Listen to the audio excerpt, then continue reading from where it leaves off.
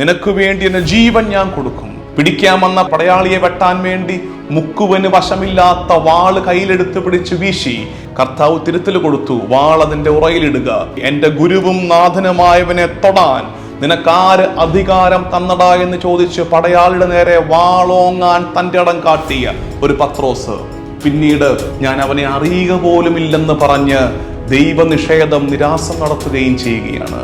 പത്രോസ് നമ്മളിലുള്ള ഒരു ശൈലിയുടെ പേരാണ്.